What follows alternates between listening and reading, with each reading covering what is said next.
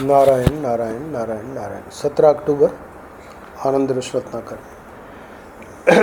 भगवान से प्रेम करना बड़ा कल्याणकारी है, मंगल है। युगल गीत से 17 अक्टूबर का पृष्ठ है 58-59-60। तो परम पूज्य महाराज श्री बता रहे हैं कि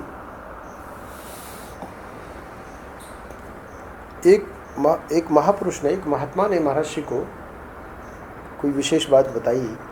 तो आज के पृष्ठ में, मतलब 17 अक्टूबर के पृष्ठ में उसी बात को महाराज श्री, उसका जो कहना चाहिए कि उसको प्रस्तुत किया है, उस महात्मा की बात को बहुत ही गजब। तो इसलिए ये हमको बहुत ही पसंद आया। ये जो प्रसंग था जब हम पढ़ रहे थे युगल गीत, तो हमने इसका एक पृष्ठ बना लिया। भगवान से प्रेम करना बड़ा कल्याणकारी है, मंगल है। चलो, ये बात तो सबको पता है, पर महाराज जी को जो बात बतानी है वो एक विशेष है।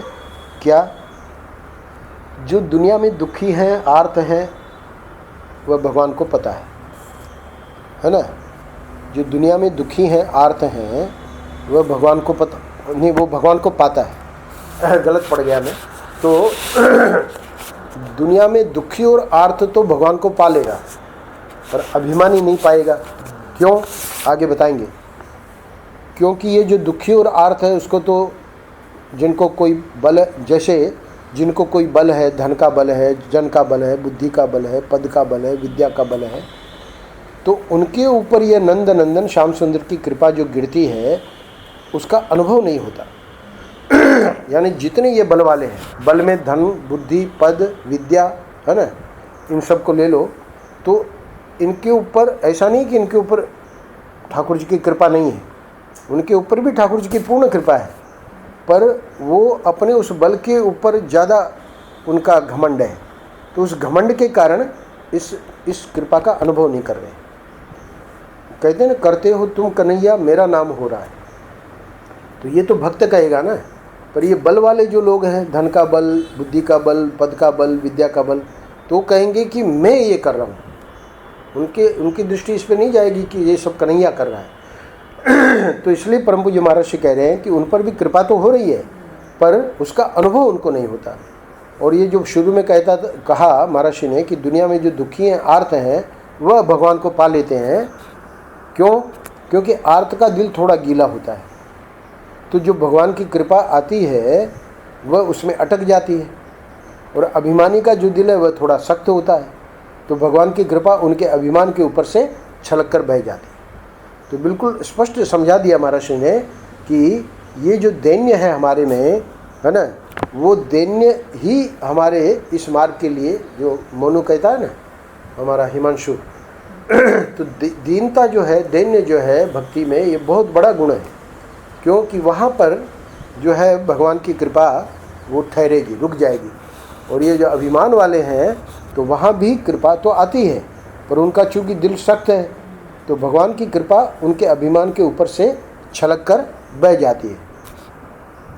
अच्छा, अब वो जो बात मैंने बताई, महाराज श्री ने एक महात्मा की बात को बहुत ही ज़बरदस्त प्रस्तुत किया है, और हमारे काम की बात है। क्या? देखो, हमारी वेदांत में बचपन से बहुत रुचि थी। महाराज श्री समझा रहे हैं कि भक्ति तो बाद में, यहाँ तक हमको महात्माओं ने कहा कि तुम वेदांत के अधिकारी हो, हम तुमको वेदांत का उपदेश करेंगे, है ना, तुम वेदांत सुनो। तब उस समय ठाकुर जी ने कृपा करके हमारे हृदय में आ गया कि भाई हम भगवान का दर्शन पहले करेंगे, है ना।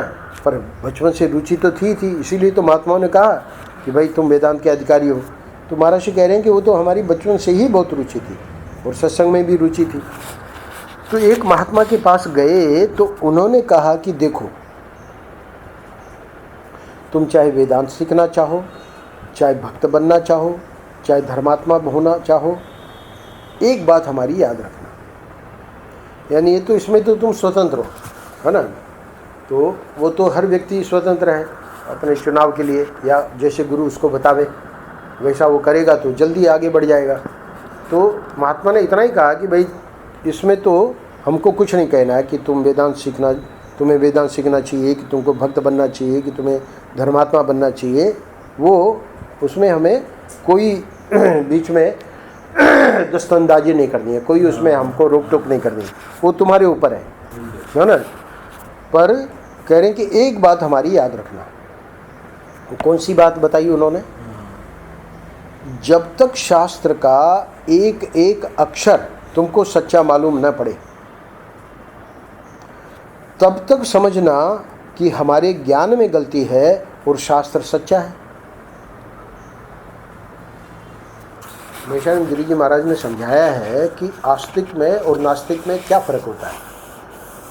आस्तिक उसको कहते हैं जो ये महात्मा जी बता रहे हैं ना, शास्त्र बिल्कुल यानी वेद भगवान जो है उसकी एक बात भी हमको नहीं काटनी है, तो बिल्कुल 100% है, उसको कहेंगे आस्तिक, जिसका इस प्रकार से विश्वास है। पर नास्तिक किसे कहते हैं? तो नास्तिक तो जो वेद को मानता ही नहीं है। पर आस्तिक लोगों में भी अब दो टाइप के हो गए। एक तो जैसे ये वेदांत दर्शन की जो हमारी परंपरा है, और एक अपने पूर्व मीमांसा यानी कर्मकांड की जो परंपरा है, इसमें तो इतना आस्तिकपना है कि जैसे महात्मा ने कहा, क्या कहा कि एक एक अक्षर शास्त्र का तुमको जब तक सच्चा मालूम न पड़े तब तक समझना कि हमारे ज्ञान में गलती है और शास्त्र सच्चा है। तो आस्तिक की यही पहचान है। वो जो है अपनी बुद्धि को आगे नहीं लाएगा, अपनी तर्क को आगे नहीं लाएगा कि भाई ये तर्क से बात सिद्ध नहीं हो रही है, इसलिए ये बात जो है भले वेद ने कही है पर ये गलत है, ऐसा आस्तिक कभी नहीं करेगा। पर आस्तिकों में न्याय दर्शन वाले, सांख्य दर्शन वाले, योग दर्शन वाले, वैशेषिक दर्शन वाले, इन्होंने क्या किया कि जितनी आस्तिकता इनकी है वेदांतियों की और कर्मकांडियों की, है ना, उतनी इनकी नहीं है। आस्तिक वो भी हैं क्योंकि वो वेद को मानते हैं, पर उन्होंने किया क्या कि वेद में जो बातें उनकी बुद्धि ने स्वीकार नहीं की, वहाँ उन्होंने अपना जोड़ लिया कि भाई इसको इस प्रकार इसको कर लो, है ना, तब ये ठीक बैठेगा। तो वहाँ प्रकृति को मान लिया, परमाणुओं को मान लिया, तो वो सब वेद में उसके लिए आज्ञा नहीं है। तो आस्तिक में भी बहुत ऐसे विचित्र होते हैं कि बाकी वेद का वो खंडन नहीं करते, वेद को नहीं, ऐसा नहीं कि वेद को वो मतलब नहीं मानते हो, पर वेद की जो बात हमारी बुद्धि में नहीं समझ में आई वहाँ उन्होंने अपनी बात रख दी। तो महाराज कह रहे हैं कि उस महापुरुष ने ये समझाया कि अगर न भी समझ में आवे, है ना, जब तक शास्त्र का एक एक अक्षर तुमको सच्चा मालूम न पड़े, है ना, तब तक समझना कि हमारे ज्ञान में गलती है और शास्त्र सच्चा है। बोले कि भाई ऐसे कैसे? तो उन्होंने थोड़ा समझाया, क्या ये शास्त्र जिस देश में, जिस काल में, जिस जाति में, जिस अवस्था में, जिस अधिकारी के लिए जिस वस्तु का वर्णन करते हैं उस रूप में भी बिल्कुल ठीक है। शास्त्र जो है वो तिब्बत वालों के लिए भी है ना, वहाँ वो लोग तो मांसाहारी हैं, है ना, तो वहाँ के लिए भी कुछ ऐसे वेद में वाक्य मिल जाएंगे कि हम लोग सोचेंगे कि वेद में ऐसे कैसे हो गया, है ना, मनुस्मृति में ऐसे वाक्य मिल जाएंगे। तो ये क्यों? क्योंकि सब प्रकार के लोग हैं और शास्त्र सबके लिए विधान करता है। और जिस ब्रह्म ज्ञान के हो जाने पर शास्त्र बाध्य, चलो ये बातें तो छोड़ दो ये तो व्यवहार की बातें हैं और इसकी तो संगति हम लगा लेंगे, पर वेदांत जो है, वेदांत में तो बड़ा विलक्षण है। वहाँ तो मतलब ऐसे ऐसे बता देंगे कि भाई नाम रूप सब मिथ्या है। तो वो कैसे, जब ठाकुर जी जो है हमारे, है ना, तो उनको ही वेदांत बता देगा कि मिथ्या है। बोले देखो सुनो, जिस ब्रह्म ज्ञान के हो जाने पर शास्त्र बाधित हो जाते हैं, है ना, तो यह वर्णन भी शास्त्र करते हैं कि हम बाधित हो जाते हैं। शास्त्र बताते हैं कि अमुक अवस्था में सब मिथ्या है। तो उन्होंने मतलब महात्मा जी ने हमको समझाया कि देखो वह अवस्था तो प्राप्त न हो। भाई शास्त्र ने तो ये बताया ना कि अमुक अवस्था में सब मिथ्या है। इसको और सरल करके समझना हो तो महाराज कहते हैं कि हमको आके लोग उलाहना देते हैं, कहते हैं कि भाई आप ये वेदांत की जो कथा करते हो तो वेदांत ने तो सबको निकम्मा बना दिया, है ना, निष्क्रिय बना दिया, कोई कुछ करता ही नहीं है ना, ये आप क्या वेदांत का उपदेश करते हो, है ना, वेदांत ये क्या सिखाता है। तब महाराज ने कहा कि वो जिसने उलाहना दिया उसको हमने समझाया कि देखो बेटा, ये जो शास्त्र हैं हमारे वो हर किसी को नहीं कह रहे हैं कि ये जो नाम रूप ये जगत जो है मिथ्या है। वो जो वैराग्यवान जो विरक्त है उसको कह रहे हैं कि ये जगत मिथ्या है, यानी वो उसका अधिकारी है। तो तुम तो बिना मतलब उलाहना दे रहे हो। हम कोई हर किसी को थोड़ी कहते हैं, गृहस्थ को थोड़ी कह रहे हैं कि भाई संसार मिथ्या है। भाई आपको ही कहा ना कि श्याम जी क्या ये रविवार को आप यहाँ आ गए महात्माओं के चक्कर में, है ना। तो इसलिए शास्त्र तो सबके लिए है, तो इसलिए बता रहे हैं कि शास्त्र ये भी बताएंगे कि मैं कब बाधित हो जाता हूँ, है ना। तो बाधित हो जाते हैं, शास्त्र स्वयं बाधित हो जाते हैं। तो शास्त्र बताते हैं क्या कि ब्रह्म ज्ञान हो जाने पर शास्त्र बाधित हो जाते हैं। यह वर्णन भी शास्त्र करते हैं कि हम बाधित हो जाते हैं, मतलब हम भी मिथ्या हो जाते हैं। शास्त्र बताते हैं कि अमुक अवस्था में सब मिथ्या है। तो ये क्या हो रहा है कि लोग वहाँ तक पहुँचे तो है नहीं, और उसके पहले कह दिया सब मिथ्या है। उसके लिए उन्होंने सावधान किया। क्या कहा कि देखो वह अवस्था तो प्राप्त हुई नहीं, और तत्व साक्षात्कार तो प्राप्त नहीं हुआ, और ये भक्ति जो अंतःकरण को निर्माण करने वाली सर्वोत्तम रसायन सर्वोत्तम औषधि है, अब उसको मिथ्या, इसको मिथ्या कह देना माने दवा को अपने हाथ से फेंक देना है।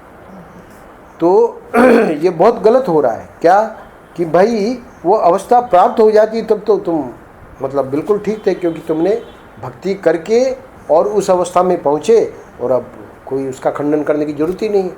तुम जानते हो कि भाई भक्ति अपनी जगह बिल्कुल ठीक है, पर वहाँ तो नहीं पहुँचे और कह दिया कि भाई भक्ति मिथ्या है। तो इसलिए कह रहे हैं कि उस अवस्था को प्राप्त हुए बिना भक्ति को जो अंतःकरण का निर्माण करने वाली सर्वोत्तम रसायन सर्वोत्तम औषधि है, अब इसको मिथ्या कह देना, तो ये क्या कर दिया माने दवा को अपने हाथ से फेंक देना है। जैसे रोगी दवा को अपने हाथ से फेंक दे, है ना, तो अब वो ठीक कैसे होगा। कृपात्री जी महाराज ने बताया ना कि जो भक्ति हम करने गए कि भाई अभिमान हमारा निकल जाए, और वो भक्ति का ही अभिमान हो गया, हमारे से बड़ा भक्त कहाँ है, दिखा दो वृंदावन में कोई हमारे से बड़ा भक्त हो तो, है ना। तो बोले कि अब क्या करें। अरे भाई जिस साधना को हम करने गए कि भाई ये अभिमान निकाल देगी, उसी के द्वारा वो अभिमानी बन गया। तो जैसे जलती हुई लकड़ी को तो पानी बुझा देता, पर अब पानी में आग लग गई तो अब कैसे बुझावे। तो भक्ति से अभिमान बन गया। तो भाई ये तो औषधि थी भक्ति तो, है ना। तो यहाँ अभिमान वाली बात नहीं आ रही है, यहाँ तो है कि ये भक्ति कल्याण कर देती, पर उस भक्ति को मिथ्या बता दिया कि इस भक्ति को करने की जरूरत ही नहीं है। तो वो तो दवा को फेंकने जैसी बात हो गई ना। उसी बात को आखिरी 2 पैराग्राफ में और सरल करके समझा रहे हैं। क्या कि जिसका अंतःकरण अशुद्ध है, जिसके अंतःकरण में विकार है, जिसका अंतःकरण संसार के राग द्वेष से दूषित है, यदि वह भगवान की भक्ति का त्याग कर दे तो उसने क्या किया कि रोगी ने अपने रोग की दवा पानी में फेंक दी।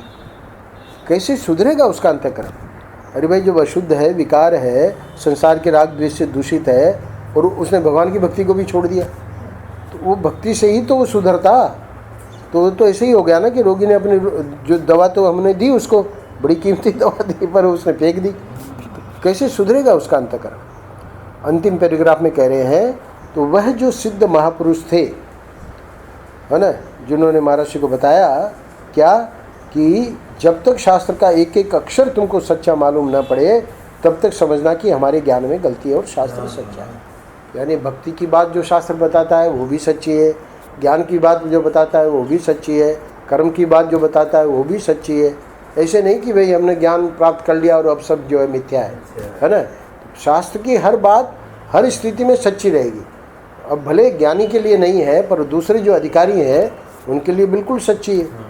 तो इसलिए महर्षि ने कहा कि शास्त्र की बात को हमेशा सत्य मानना, शास्त्र को कभी नहीं कहना कि भाई वो गलत बता रहे हैं। तो उस महात्मा ने कहा कि जैसे जिज्ञासु के लिए वेदांत सत्य वस्तु का प्रतिपादन करता है, वैसे भगवत प्रेमी के लिए भक्ति शास्त्र अंतःकरण को शुद्ध करके भगवदाकार करने के लिए बिल्कुल शुद्ध वस्तु का प्रतिपादन करता है।